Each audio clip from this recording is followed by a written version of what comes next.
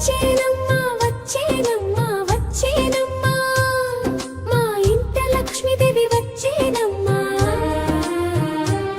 సిరి సంపదలు తెచ్చేనమ్మా చిరునవ్వులు పంచేనమ్మా ధనత్రయోదశి పండుగ రోజున మా పూజలందుకో తల్లి